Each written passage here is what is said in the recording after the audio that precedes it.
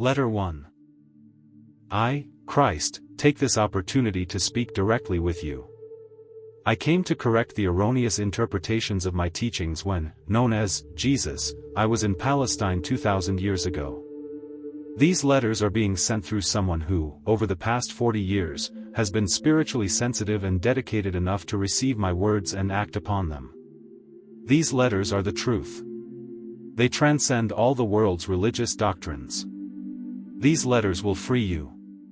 The letters are for all people who seek the reason for existence, the purpose of their lives, strength to confront life's struggles, endurance through difficulties, illness, and despair, and inspiration for those who wish to achieve greater spiritual awareness in their daily lives. One could say that these letters are a course to become a master, intended for those ready to walk the path I trod when I was on earth, in Palestine. Perhaps you doubt that these words are true. As you read these pages and delve into the facts I am explaining about existence and the origins of personality, you will realize that this truth could only come from the highest source. Those who find it hard to understand the letters should read just one page at a time, then set them aside and meditate.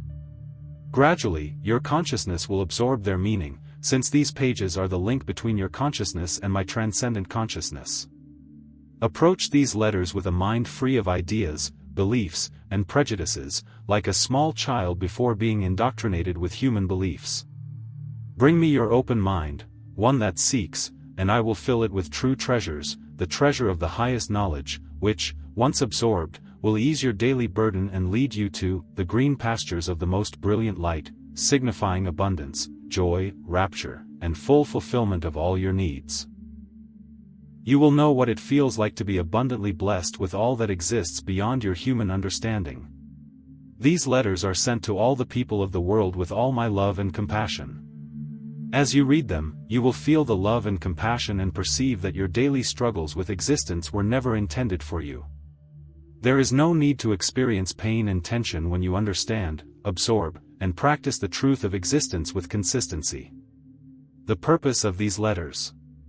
They are intended to bring enlightenment to the world at large and empower humanity to build a new consciousness over the next 2,000 years. These letters are the seed of humanity's future spiritual evolution. Take note.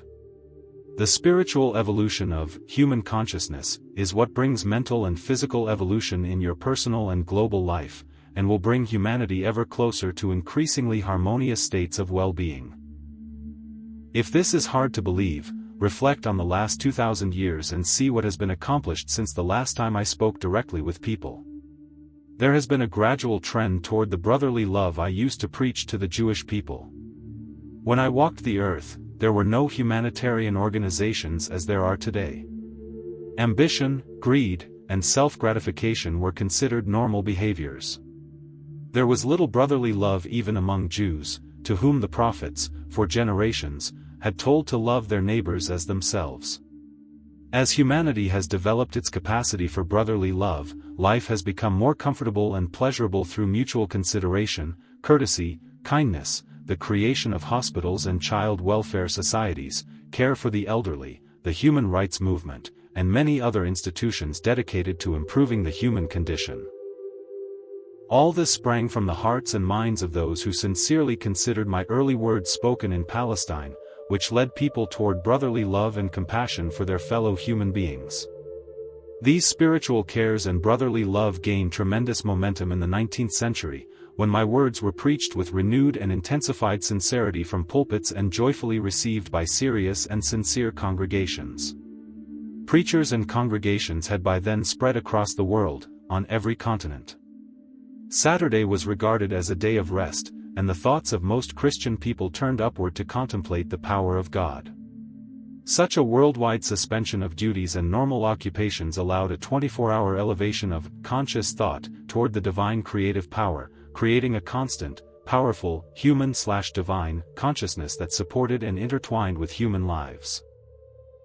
Human supplication attracted divine power into human consciousness and experience, directly giving rise to growth and expansion in every facet of human life. However, people still did not know how to mentally direct divine power into spiritual channels of creativity instead of channels of the ego. Consequently, the expansion of collective consciousness produced negative results stemming from the power of the ego, as well as positive results produced by the spiritual consciousness of inspired and enlightened people.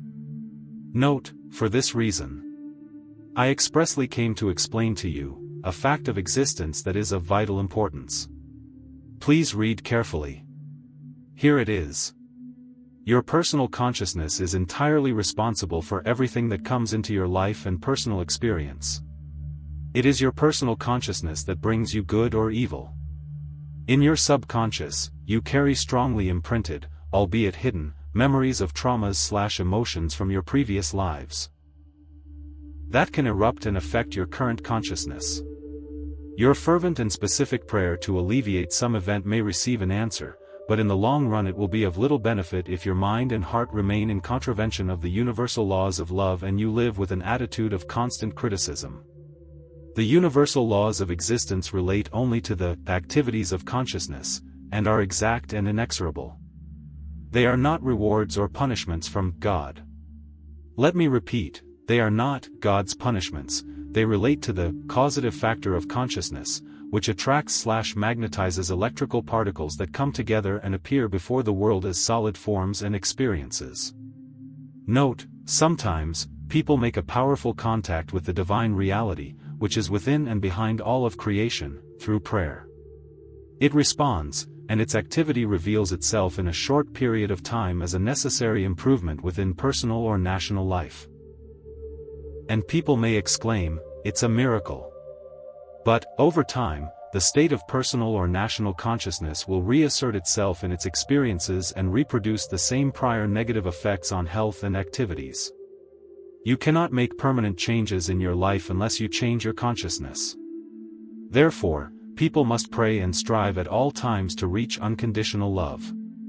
In the 20th century, human mental abilities left behind their spiritual development.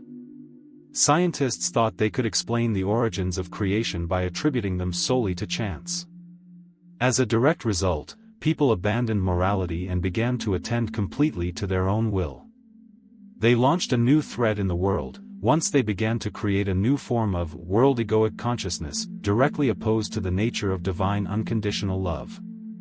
Human consciousness blocked the flow of the divine. Notice well.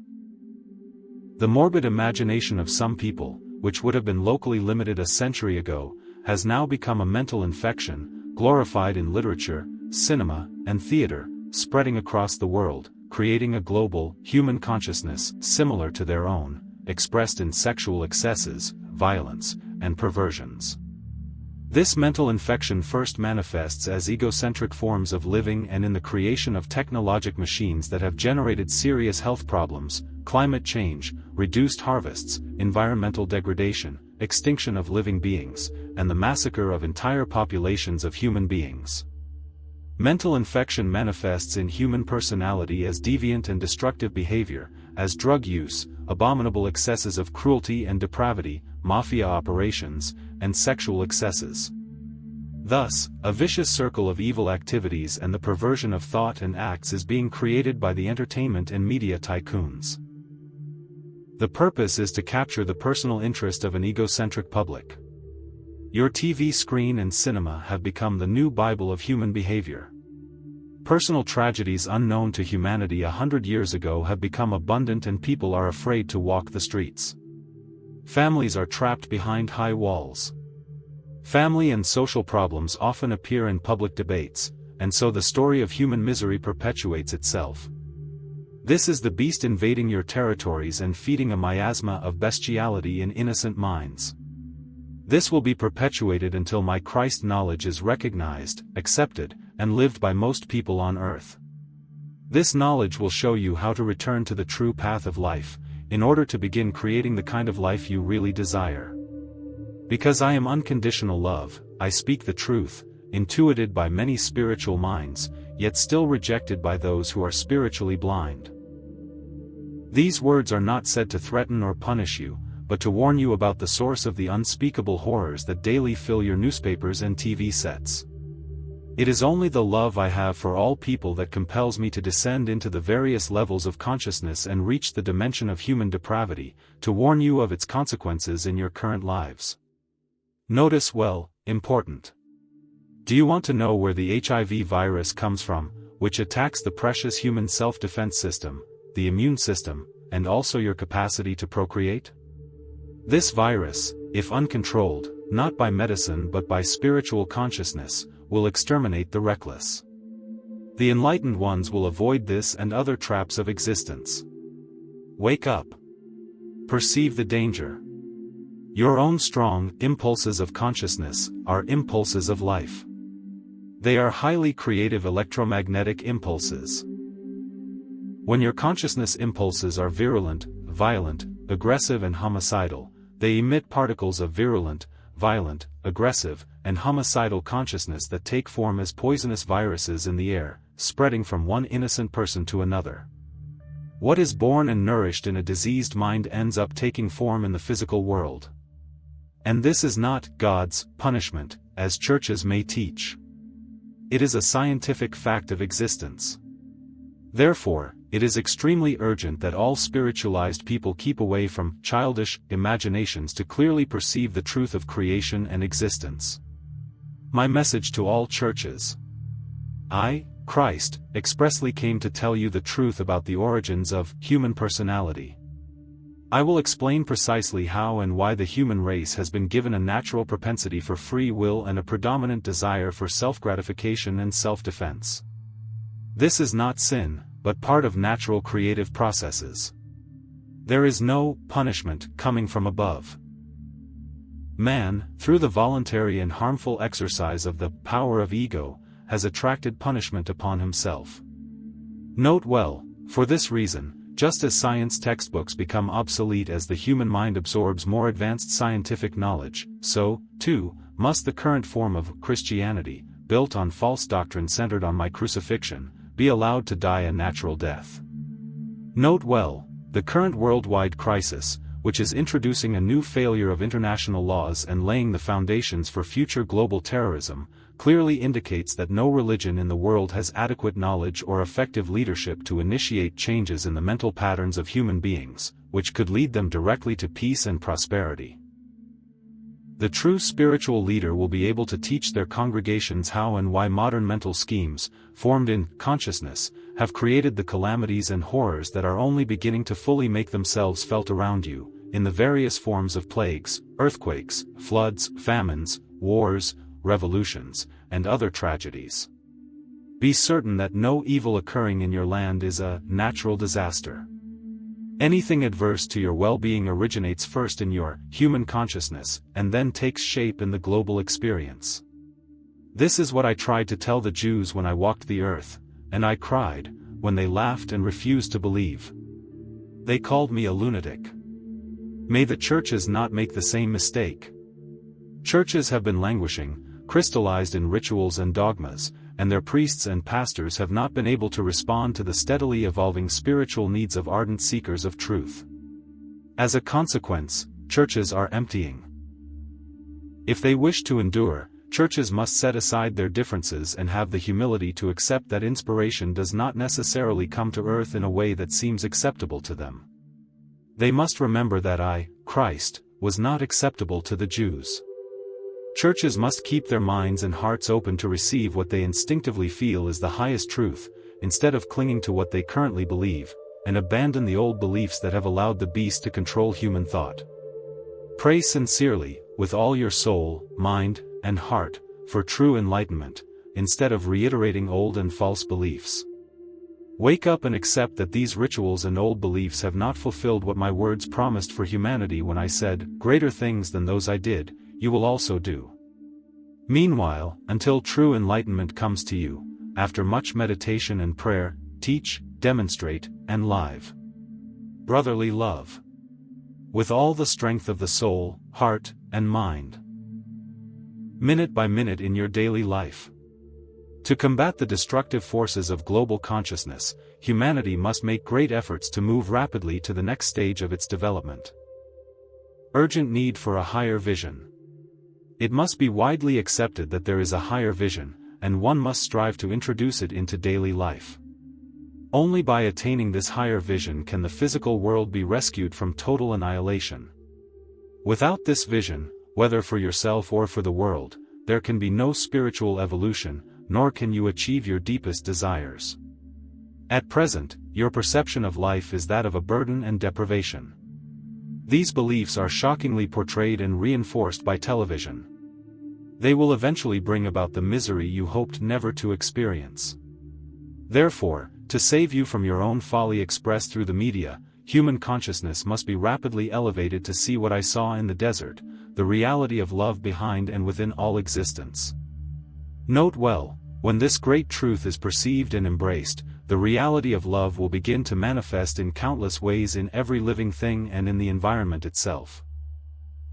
The experience of abundance and happiness will reinforce the consciousness of abundance and happiness.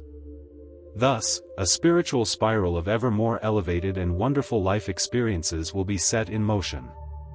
When the true nature of the being is fully understood, humanity will advance to the next step in spiritual evolution and initiate a new and blessed form of human effort and personal experience.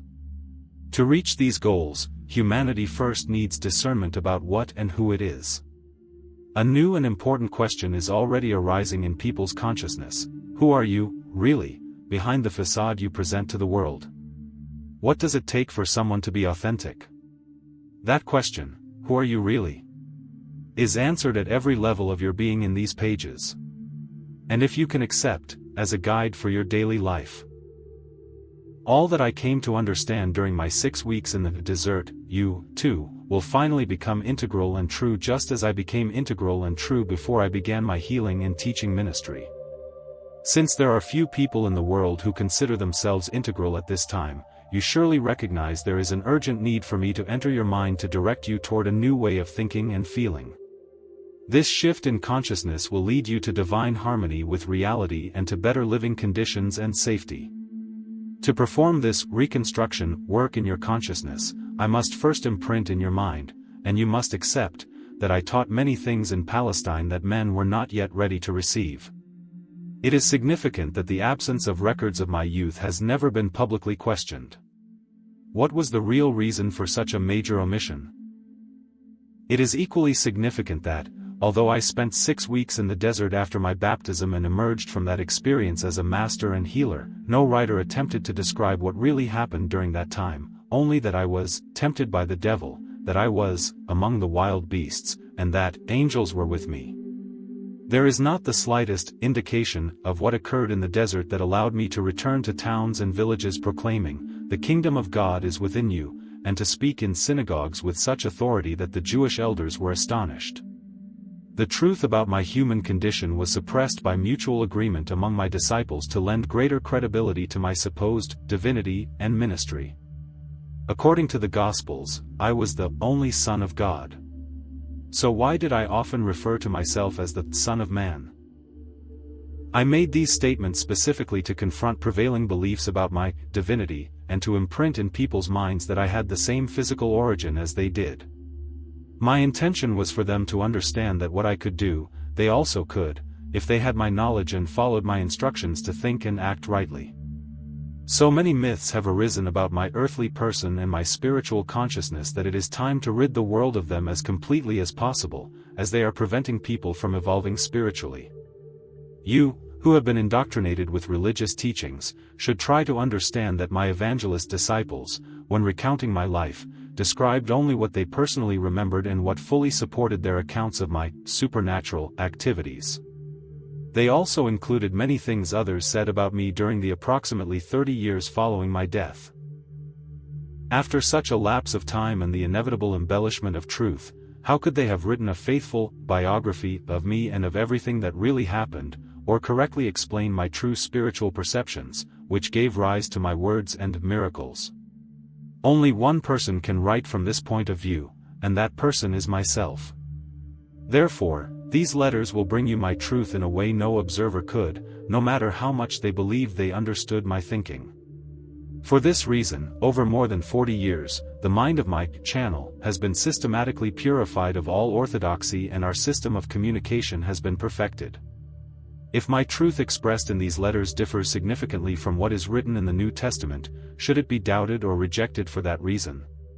Therefore, I am descending in consciousness briefly, as close as necessary to your level, to describe my life and teachings from 2,000 years ago. My place in history.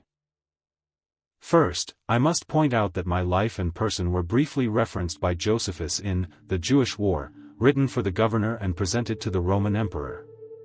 Josephus succinctly noted that Jesus, who tried to overthrow Roman law and order, was punished and crucified.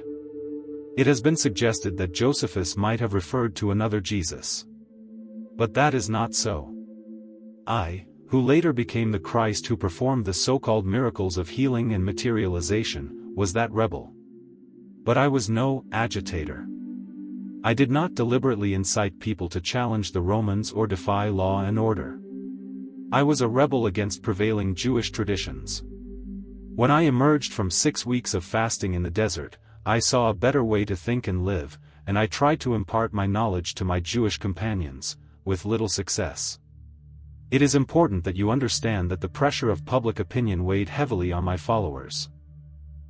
While they truly believed I brought a message to the Jews to save the soul, and that I was the Messiah, the Son of God, they were also of the world, trying to relate to it as best they could. Thus, although they knew my feelings against Jewish beliefs, they were not happy to completely discard the Old Testament, since it had supported and unified the Jews throughout their history. In the interest of preserving what they considered valuable in the old decrees, they suppressed any description of the person I really was.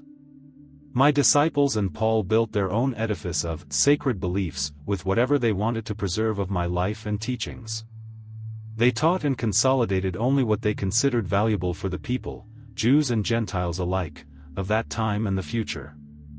Consequently, they filtered what they could use and left out most of what I called the secrets of the kingdom of God, for they never understood them. Nor did they find them desirable in creating a new perception of the divine, the Father. To preserve the Jewish belief in atonement for sins through temple sacrifices, that the person of Jesus was adopted as the supreme sacrifice who paid for men's sins through his crucifixion. This belief served many purposes at that time. It gave my death on the cross a valid and heroic reason. It proved to people that I was the Son of God and had fulfilled a specific mission to the end of my life. This belief also proved to be great comfort to the Jews when their temple was destroyed by the Romans, and led to many conversions. Many sects of Jews, and Gentiles too, did not believe in life after death. Consequently, it was highly reassuring to hear that Jesus Christ had overcome death and retained his body. For many human ideologies of that time, life was not possible without a body. Therefore, life after death could only mean resurrection of the body. It also kept my name alive in people's minds. I was the courageous, historical figure who died to ensure men were freed from all fear of hell and damnation. As long as they believed in me, they could walk as liberated men. Only because my name has remained alive until now can I come to you now to offer you the truth I so wished to share with people 2,000 years ago. My youth and the desert experiences. I was born in Palestine. My mother was convinced I was the Messiah. Contrary to popular belief, I was not a holy child. At age 12, they took me to the temple to be interviewed by the high priests to determine if I was ready to start Jewish religious training. I was rejected for being too stubborn. Bitterly disappointed, my mother took me home and did her best to raise me in the sanctity that marked her own behavior at all times. That was an impossible task since I was, above all, an undisciplined individualist. I resented my mother's guidance and her attempt to discipline me. As a youth I became uncontrollable, a true rebel. I rejected my mother's unconditional adherence to Jewish faith and traditions, preferring laughter to hypocritical piety. I refused to learn a trade that would confine me to routine. I chose to mingle with all kinds of people from the most disadvantaged classes, drinking with them, meeting prostitutes and having fun, chatting, debating, laughing, and being idle. When I needed money, I worked a day or two in the vineyards or did jobs that paid just enough to eat and drink, allowing me the leisure I desired. Despite all my flaws as a human being, my careless and indolent attitude, my stubborn and egocentric determination to think my own thoughts regardless of what others thought of me, I had a deep concern for people. I was profoundly emotional. In today's terms I would be called hyper-reactive, hyper-emotive. I had a warm, compassionate, empathetic heart. The presence of disease, suffering, and poverty moved me deeply. I was a fierce advocate for those you call the helpless. You could say I was of the people. I lived close to them in a spirit of fellowship, listening to their afflictions, understanding them, and caring. It is important to understand my true origins and youthful traits, for they were the stimuli that incited, pushed, and propelled me to finally become the Christ. What I most strongly hated and fought against was the misery, disease, and poverty I saw around me. It enraged me and I became stridently and passionately angry to see poor, thin, hungry, ill, and crippled people being cruelly intimidated by Jewish leaders who burdened them with senseless laws and practices, threatening them with Jehovah's punishment if they disobeyed. I declared to all who would listen that those poor people had already endured enough and should not be crushed by senseless and restrictive measures on pleasure. What was the purpose of living if we were not born to be happy? I refused to believe in a just God according to Jewish traditions. The prophetic biblical warnings about Jehovah's judgment and wrath outraged me. After all, people are people, doing what their human nature drove them to do. They were born sinners, so why should they be judged and condemned to lives of suffering and poverty for not keeping the 10 Commandments? What was the meaning of such claims? To me, that Jewish belief represented an illogical and cruel God, and I wanted nothing to do with him. It seemed to me that if such a divinity existed, then man was doomed to eternal misery. The simplicity and freedom I found on the hillsides, plain fields, lakes, and mountains refreshed my inner spirit and silenced my inner rage against the Jewish God. Thus I refused to believe a word of what the Jewish elders tried to teach me.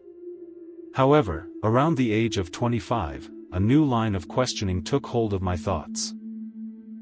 As I walked alone on the hills more frequently, my rebellion was gradually replaced by an all-consuming yearning to know and understand the true nature of that which without a doubt inspired and breathed through creation.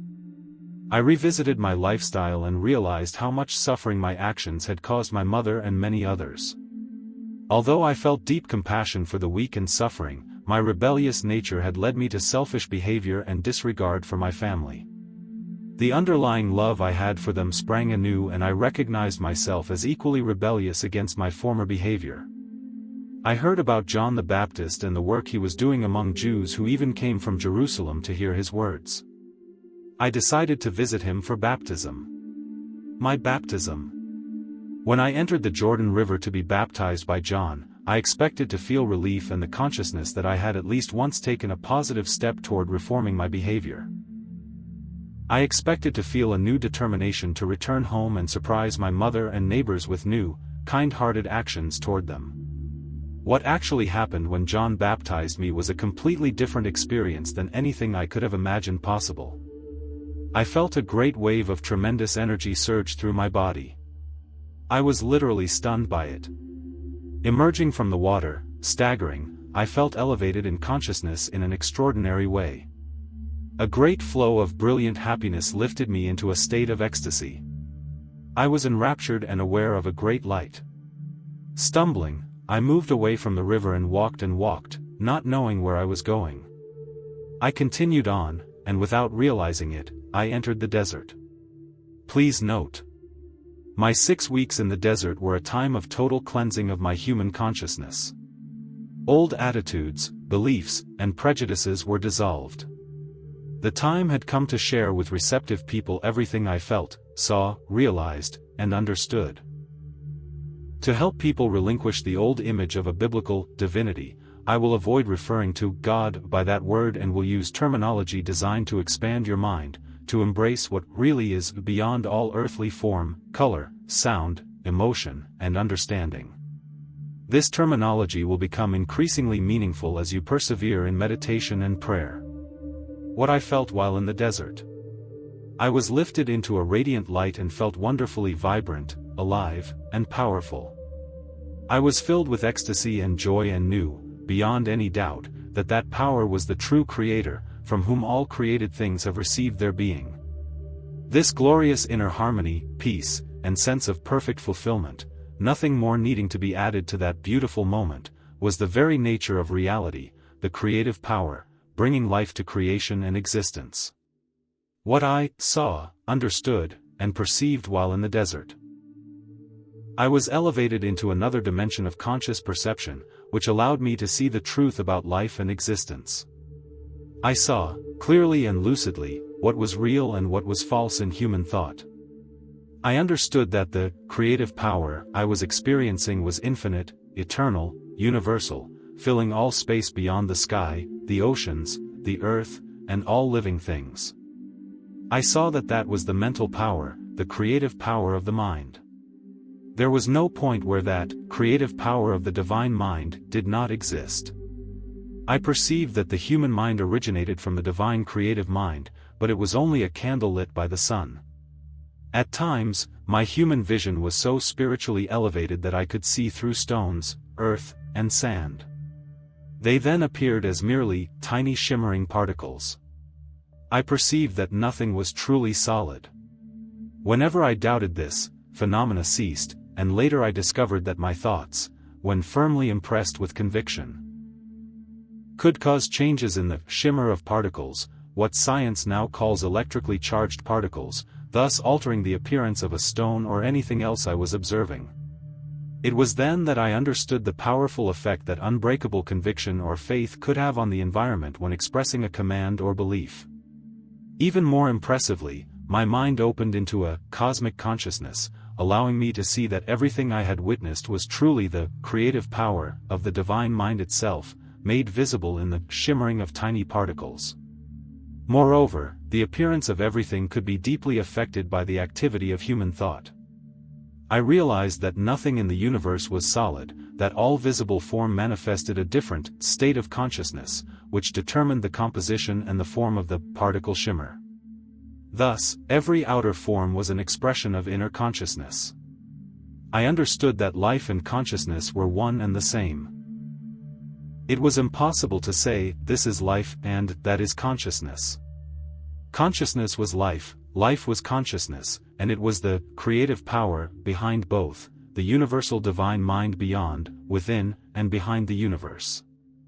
I realized that people placed great importance on individuality and form. They could not imagine a mind or intelligence operating effectively apart from individual form. Thus, the Jews had created a mental image of a supreme immense being with all the positive and negative attributes of humanity.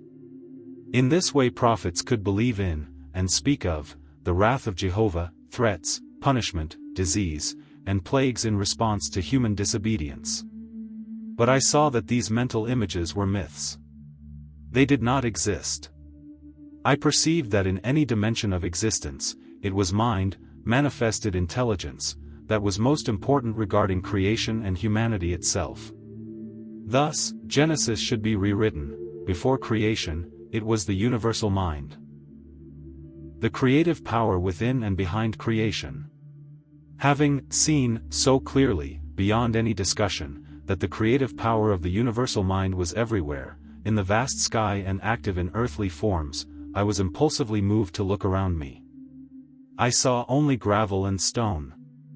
Then, suddenly, I was presented with an image of a beautiful landscape with plants, shrubs, trees, birds flying overhead, and animals grazing on grass. Witnessing this vision in awe, I saw that the plants and trees, each of them, and even the birds and animals, were actually composed of hundreds of infinite communities of tiny entities working tirelessly, what modern scientists call cells, in total harmony and cooperation, to produce the substance and the various organs of internal systems and the exterior appearance of living beings. I contemplated this marvelous activity for a long time, though time no longer mattered to me. As I looked, I wondered. Who could have guessed that beneath fur, feathers, and skin there was such intense activity among tiny communities, working together to bring about life, form, nourishment, healing, protection, and resilience in the bodies of so many different species. It was the intelligence of the work being done that captured my attention. Thus, I understood that work was an integral part of the creative power's activity, from the smallest entity, cell, within living systems to the most advanced entity in the universe, humankind itself. In all living systems, every task was under the direction of divine creative power, within which lay the plans and purposes of creation. I saw that these plans and purposes were, in truth, forms of consciousness, which could be called words, since each word signifies a very special form of consciousness. Thus, the original word in the consciousness of creative power manifests in the visible world. The word, and therefore the pattern of consciousness, remains in the divine creative mind, continuously manifesting itself. I then saw that everything in the universe lived, moved, and had its being in the creative power of the universal mind, which was infinite and eternal and the only true reality behind all manifestations of individual form. I was filled with praise, for everything in the world proceeded from, and remained within, this supreme creative power of the divine mind. I was marveling at this secret activity always at work in all living things, including the human body. I asked myself how such tiny units could operate with such intelligence, following specific plans to produce flawlessly their intended forms: tree trunks, leaves, flowers, fruits, insects, birds, animals, and the human body. I understood even more clearly that the creative power was the very source of all intelligent activity in the universe. If humanity possessed intelligence, it was only because it had drawn from the universal source of all being. Furthermore, I was shown that the divine creative power always worked according to exact and fundamental constructive principles. I saw that just as humans have clear characteristics and a well-defined nature when presenting themselves to the world, so too the creative power has a clear and distinct nature, distinct characteristics, which could be clearly recognized in the design of all living beings, plants, animals, birds, and humans. I saw that these principles and characteristics, clearly observed in the process of creation, were invariable laws governing all existence. These laws are so integral to life that they are never questioned. They are constant and consistent, but without intelligent creative power manifesting through the universe, there would be no such laws. These principles of creation, the characteristics of the creative power itself, are as follows. I translate them into your present time because these principles are eternal. 1. The nature of creative power is growth. Everything living always grows. Growth is a universal characteristic, an invariable principle of existence. 2. The nature of creative power is food and nutrition. Food and nutrition are marvelously organized processes within the body, designed for health and well-being. When small creatures are born, the milk is already within the mother, ready for the newborn. This too is a mysterious principle of existence no one can deny. No science can fully explain why this survival system appears in creation. 3. The nature of creative power is healing. Healing is a natural, perfecting process, ensuring individual comfort, yet no one can explain what compels the healing activity. 4. The nature of creative power is protection. Protection is integral to creative power, and everything seemingly miraculous in the world is directed toward protection. While in the desert, I saw this inherent protective trait as plants, birds, and animals were lovingly provided for in detail, each protection need met attentively. 5. This protection is combined with the dynamic trait of meeting needs. Evident in fur, feathers, and skin that shield living beings from cold, heat, dust, sweat, and insects, nature's details ensured comfort and happiness. I praise the joyful intelligence behind these seemingly minor but deeply impactful physical attributes. 6. The innate trait of intelligent and loving creative power is work. It works for you, in you, and through you, always driven by love. This cosmic revelation filled me with joy and amazement. What a wonderful world! This was the pinnacle of my illumination and global vision of truth concerning the source of all being. I had already seen the interconnected communities of tiny entities cooperating to form physical bodies. The divine impulse behind all this activity is inspiration and basis for human conduct. We extract intelligence and purpose from creative power. 7. Survival is a natural trait of creative power. Every amazing provision ensures living beings grow, heal, stay nourished, reproduce, and survive. The laws of nature, the sun, moon, and stars, support creation's survival. By extension, the flame of loving and intelligent creative power endures eternally within all created entities. 8. The inherent trait of creative power is rhythm. Observed in seasons, cycles of growth, maturation, harvest, decay, and rest, a universal pattern echoed even in female biology. 9. Inherent to creative power are law and order. Constant order and natural security are evident even at the cellular level. The universe operates under a perfect system of law and order. I realized at ever higher spiritual exaltedness that the creative power displays intelligent determination and loving concern for all living things. Life is not amorphous, it is an intelligent loving creative power I could feel within myself, an intensified state of being, perception, radiance, ecstasy, joy, and love. I was one with it, filled with it, and one with all around me, the sky, and the stars. And, most wonderful and glorious of all, the real nature and function of this, Father, creative power, was, to create joy, beauty, and comfort, to ensure humanity's well-being, to work in humanity by providing inner joy, health, comfort, to work through humanity by inspiring new insights and understandings. A magnificent vision of glorious creativity entered my mind. Once we truly become, one, pure channels and instruments of the intelligent creative power, we may gradually ascend in consciousness until we express through our minds and hearts the very nature of the universal creative power. Then, life on earth will truly become a heavenly state, and we will live in constant eternity. That must surely be the true purpose behind creation, I thought, and this realization came to me with waves of joyous, loving celebration. It was the reason humanity had evolved and developed. Even in this moment, although mankind is so imperfect in behavior, there is absolutely nothing impossible for him in the future, since despite his mistakes, he is one with the creative power, and the creative power is within him, giving him life, a body, and everything else he needs. This entire understanding lifted me to heights of rapture, exaltation, and the most sublime ecstasy, so much that I could scarcely bear it. I felt my body dissolve under the expansion of the power within me. I radiated light and could see it around me, illuminating the desert landscape. My heart sang in praise. How wonderful and beautiful is the loving creative power that works endlessly in us, through us, and for us.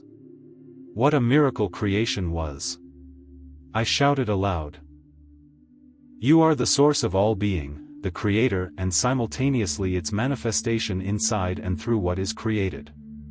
There is nothing in the entire universe that is separate from the limitless and eternal infinitude of divine life, of the consciousness of the creative power that you are. Then, how is it possible that mankind can be so sinful? And why do people suffer from disease, misery, and poverty?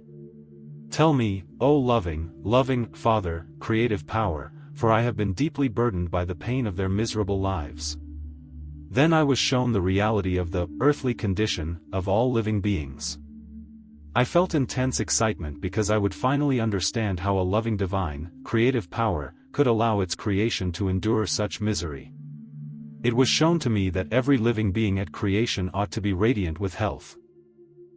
Being cared for, nourished, protected, healed, maintained in peace and abundance, with prosperity, in an orderly society of beings offering only love to one another.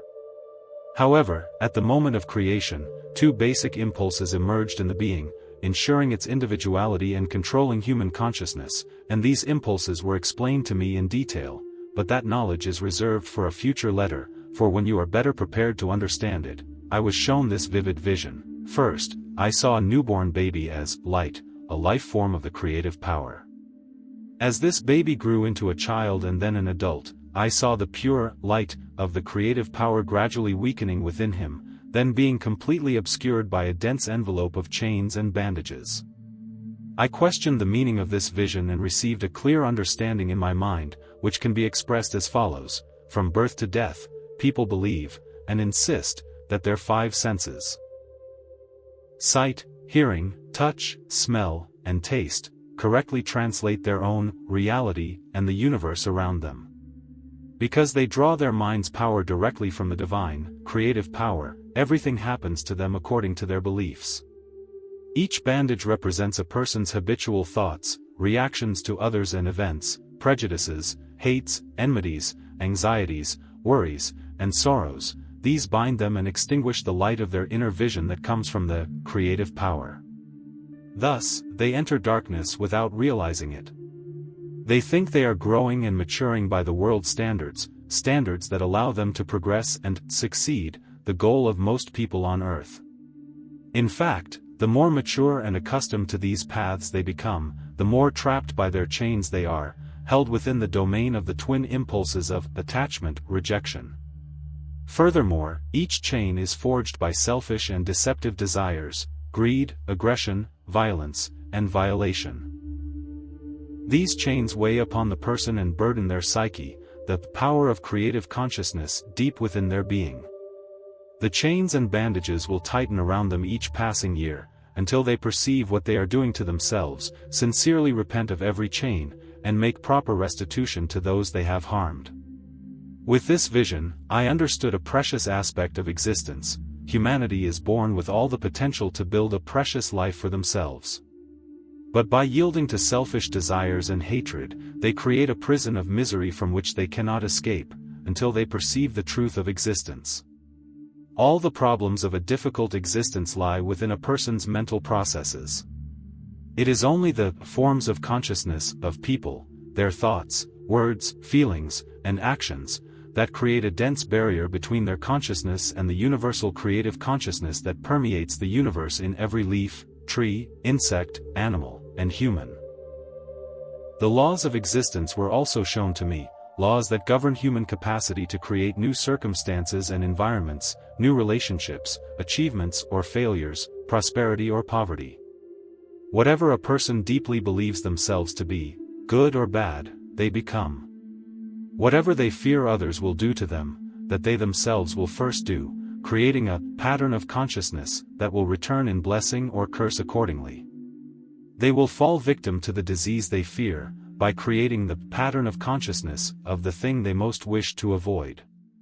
Whatever emerges from a person's mind and heart returns to them in due time, in one form or another. Remember that every seed yields its equal harvest. Emotionally charged thoughts are seeds of consciousness sown in one's own field. They grow into a harvest like the sowing. These are the fruits of free will. There is no escape from what one thinks, says, or does. Because all originates in the power of divine creative consciousness, and we create through our illusions. Those who long for good for themselves must first give it to others. Let your own existence be a blessing to all. When such people are in harmony with others, they are perfectly tuned to the power of universal creative consciousness, and are brought into the flow of the Father's nature, growth, protection, nourishment, physical, mental, and spiritual, healing, and satisfaction of needs within a system of law and order.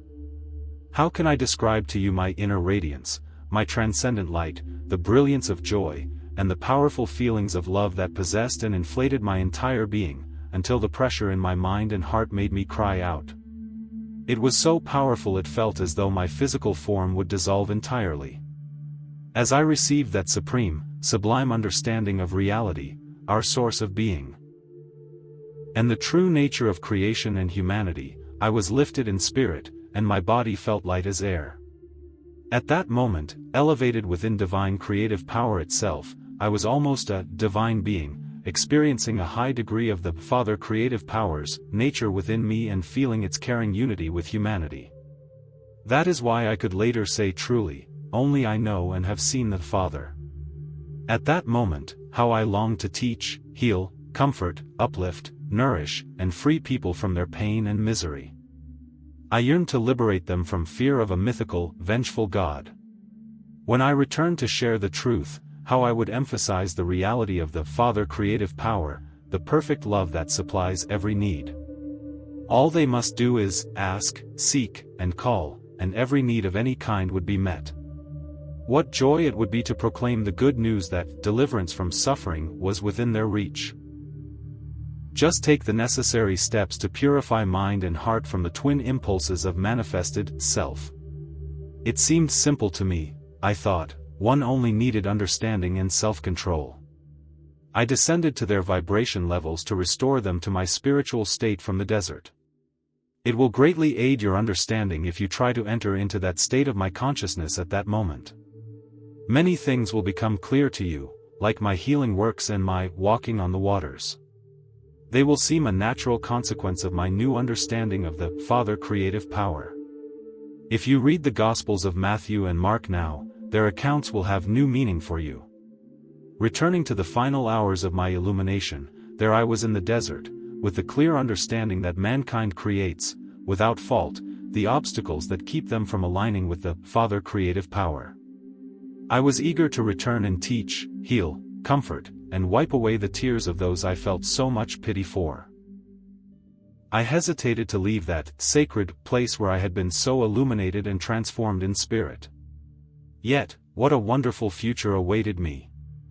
I would travel through every town, village, and hamlet and tell everyone I met the good news.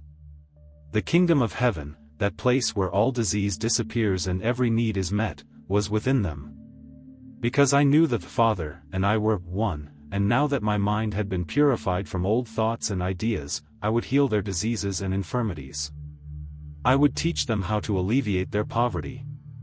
When the Father's consciousness began to wane within me and I gradually returned to human consciousness, I realized the tremendous hunger I felt, and the return of my human mind and conditioning. My reactions to the 6 weeks of experience began to change. My usual human self-knowledge, of myself and my desires, took hold of my mind. Well then, the most astonishing and completely unexpected thing has befallen me. I exclaimed. I have been given knowledge far beyond what any man has ever received. I was euphoric to realize that finally my doubts and rebellion against the vengeful God of Orthodox Jews were justified. I was right, after all. Who would ever have suspected that the human mind could be so highly creative that a steadfast thought or desire could manifest in the visible realm?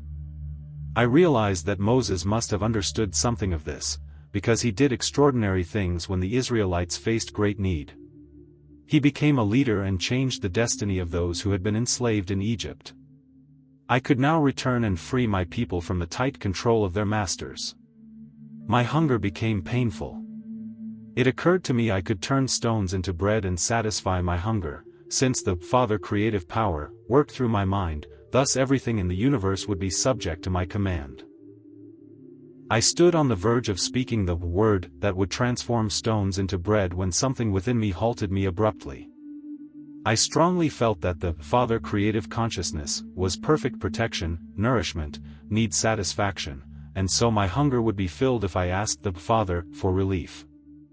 I understood that if the small me, my human self, in my need, used the creative power selfishly, I would erect a barrier between myself and the Father creative consciousness, and all that I had just learned could be taken from me. This terrified me, and I quickly prayed to the Father creative power to grant me renewed strength and lead me back home to Nazareth. I also requested relief from hunger in the most appropriate way for me. Immediately the hunger subsided and I felt a wave of energy flow through my body. Thus I confirmed that everything I had seen, heard, and learned was reality, not mere imagination resulting from my time alone and fasting in the desert. This new energy enabled me to walk swiftly over the rough desert path. On the way, I met a well-dressed man with a pleasant, kind countenance. He greeted me warmly, showing concern at my rough, unkempt appearance. He happily invited me to sit on a stone and shared with me his excellent meat and bread. I wondered where he had come from and why he was in such a desolate place. When I asked, he only smiled and didn't seem surprised when I told him I had been in the desert so many days I had lost track of time. I explained how I had been illuminated about the true nature of the world's creator, and how I had been taught the natural laws of existence. He just smiled and nodded. "I am returning to my people to teach them all that I have learned," I said happily, "for I will be able to heal them and free them from every sickness and problem." The stranger replied sadly, "That will take many millennia." I was about to rebuke his lack of faith when I realized that he was gone. Then I knew a divine messenger had come to help me with good bread and meat, and in compassion had warned me that my mission might not be so simple, despite all my enthusiasm. I was discouraged by his warning. My enthusiasm waned. The road to the first village seemed endless. How swiftly human thought can change one's spirits. It occurred to me that I could test again the truth of all I had been taught by jumping off a cliff, shortening my journey considerably. As I was about to jump, I was strongly reminded that I was trying to prove that my time of illumination had been real. If I needed such proof, it was because I was doubting, and probably would kill myself. Besides, I had been shown that in any situation I could lift my thoughts to the Father creative consciousness, and ask for a solution to any problem. How quickly I forgot the truth. So I prayed with great fervor, asking forgiveness for my weakness and indulgence in fantasies, seeking my own way. Again, the answer came. Renewed strength and a surer step as I climbed the rugged terrain. I also noticed I covered greater distances so swiftly that it seemed outside normal measure of time. I found myself in a lighter dimension where human experience was lifted above the heavy slavery of exhausting energy. Walking was as easy as uplifting. I rejoiced to have discovered the key to more abundant life. A little later, feeling more at ease, my mind began to wander, and I thought of the traveler and all his kindness. But I also recalled his warning, and once more my former nature reasserted itself. I felt deep rebellion, because he intended to tell me how my work would unfold. I decided he knew nothing about my future and set his warning aside. For, I thought, with my knowledge I could accomplish things no man has ever done. Instead of suffering a difficult life, I could begin to accumulate riches easily, draw followers wherever I went, share my knowledge with them, and greatly ease their lives. I could elimina. As I considered the many places I could visit so easily, I felt myself gently lifting from the ground and soaring to the peak of a steep mountain, overlooking the entire region. All was laid out before me. I felt my enthusiasm return. How simple it would be to gather people and share all my knowledge with them. I would become powerful, even famous, the man who saved humanity from all its maladies and problems. I would win everyone's esteem and respect, and no longer be remembered as a lazy, good-for-nothing. With a tremendous shock, everything I had learned mere hours before returned to my mind with great force and clarity. Had I not learned that the only way to prosper was to surrender my own will and return to the Father for help with everything I undertook? Then I remembered that creation had its own purposes to fulfill. The process of individuation had created the push and pull, the give and receive, in human behavior. Although these human traits were the cause of great anguish in people's lives, wasn't that same anguish what drove them to seek better ways to live and thus find true happiness? I understood that humanity's evils had their place in life's grand scheme. Was it right for me to bring privileged knowledge to people to counteract the effects of the individuation process? I realized I was thinking from the center of my individuality, the ego, and it was the ego impulse that erected barriers between humanity and the Father creative consciousness. Thus, my center of human desire would have to be conquered if I truly wished to live in perfect harmony with the Father, as was my sincere intent. And so I continued on my path, reflecting on what could happen and how I could best overcome the impulses that governed my human condition. In order to remain in the flow of the Father's consciousness, from which I would draw inspiration, guidance, solutions to problems, nourishment, daily health, and protection. Indeed, I realized that as long as I remained within this daily flow of Father's consciousness, no evil could approach me, and every need of mine would be met. And most importantly, the Father's consciousness, working through me, would do everything necessary to help those in dire need of healing and comfort. At every moment, I was to overcome my resentment toward the harsh reality of existence in order to listen to the inner voice and submit to the higher will of the Father. This higher will was perfect love, directed solely toward promoting my highest good. It would be folly, I thought, to continue following my own will, which until then had dictated my behavior. Then I was inspired to speak to the people through parables. Those prepared to receive the knowledge would understand and use it well. But as a result, even my disciples could not free themselves sufficiently from Jewish doctrine to comprehend the principle of consciousness or the activity of the divine creative power in creation. This remains a mystery to all except the spiritually illuminated. Even spiritual words of enlightenment cannot be fully grasped at once by the human mind. Therefore, these letters must be read slowly, accompanied by much meditation and prayer to be properly understood. Remember, unless you become like a child, casting aside many beliefs, prejudices, resentments, ambitions, and useless ego impulses, with a mind full of wonder and total faith, you will not be able to absorb these pages as you should. To become a child, you must make an effort to shed all mental conditioning from your past. If you suffer mentally, emotionally, or physically, it is simply because your truest beliefs have not been serving you, they do not promote your well-being. It is time to examine your mental schematic. Are you content with it? Can you make choices, and, once made, call upon the Father to help you implement the changes? That help will certainly be granted, so long as you do not doubt. Therefore, I strongly encourage you to continue reading and absorbing the pages that follow. I want you to understand the power of your mental schematic, the sum total of all programming in your conscious and subconscious mind. It is essential to realize that nothing in this human mental schematic originates from the spiritual dimension. It is wholly earthly and likely filled with mythical ideas, prejudices, misconceptions, resentments, hidden memories of past wounds, and habitual methods for coping with life's ups and downs. Your mental schematic, including any religious ideas or beliefs, determines your world, your relationships, your experiences, your successes, your failures, your joys, and your sorrows.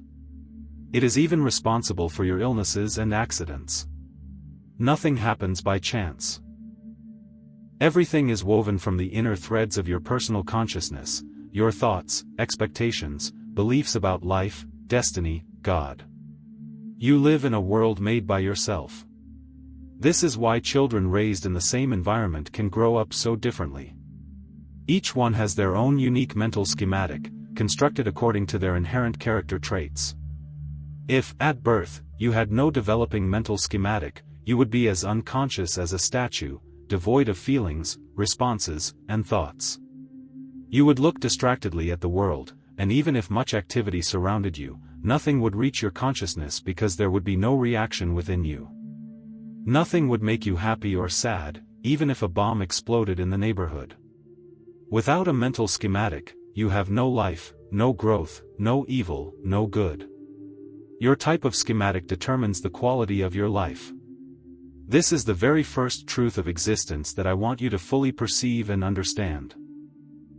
Furthermore, you carry your mental schematic with you wherever you go. There is no escape, and day by day, it continues to create for you the kind of existence you have already experienced in your past.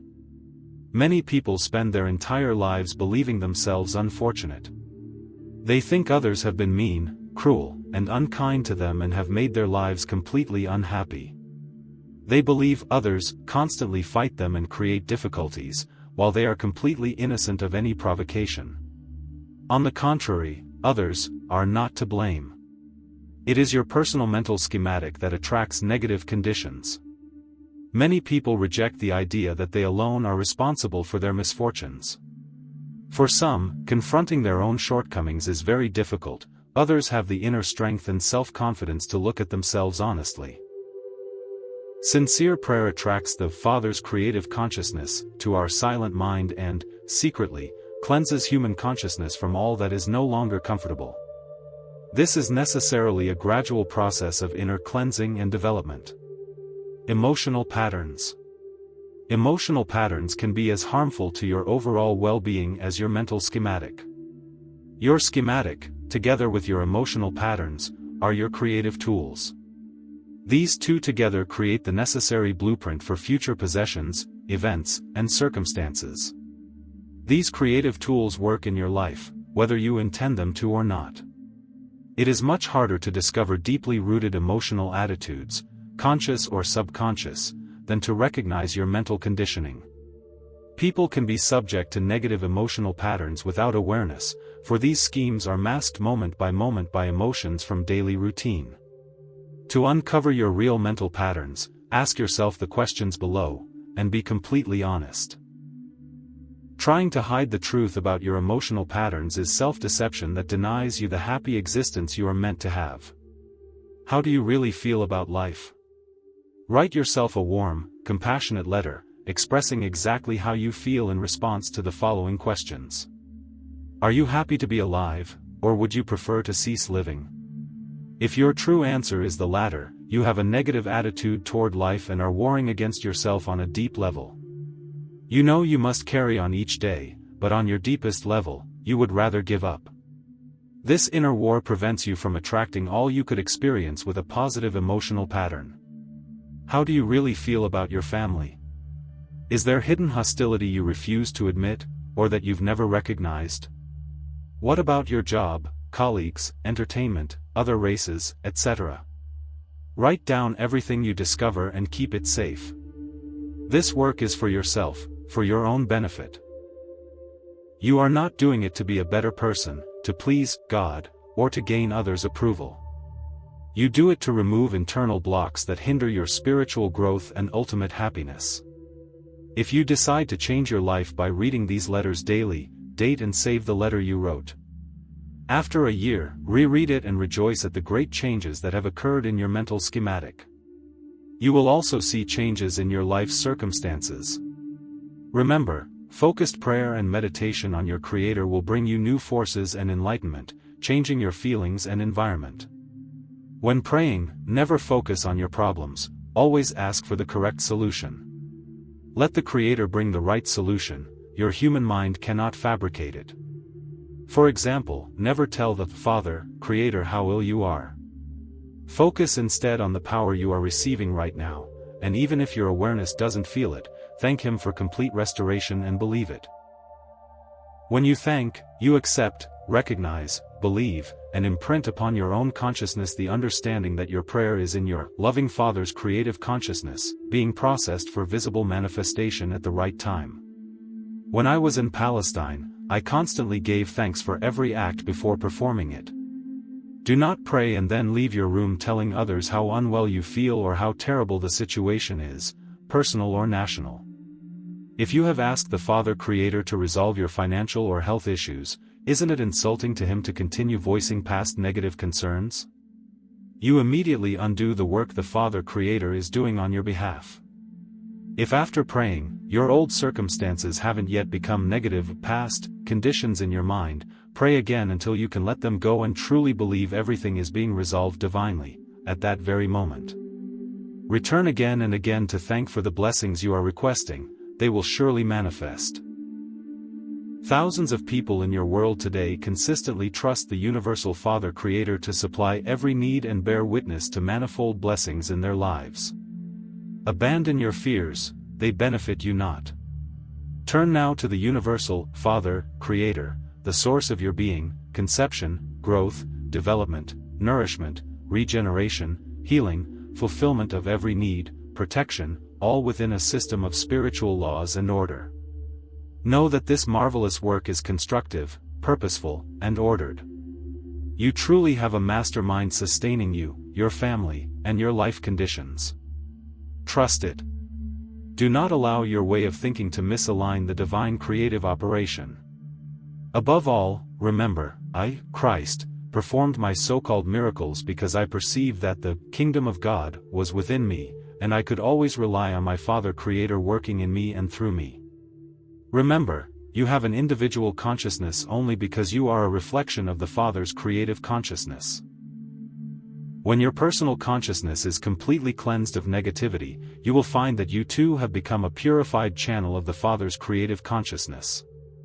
You will thus become, for all who enter your orbit, a joyous source of growth, nourishment, healing, care, protection, and fulfillment of needs, all within a well-ordered system of law and order. This powerful influence will extend through your mind to family, friends, neighbors, farms, animals, and crops. Just as electricity passing through your hands lights a Bunsen burner, so your vibrations of life force will benefit all who come within your field. This was the original intent of creation.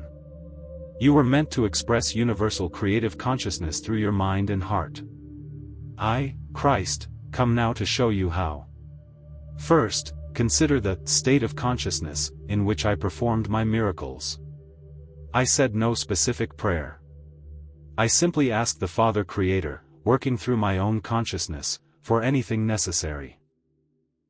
I felt and visualized strongly that the Father Creative Consciousness was a dynamic operative force manifested through the visible world as creativity, intelligent purpose, growth, nourishment, protection, healing, regeneration, fulfillment of needs, all within a system of law and order.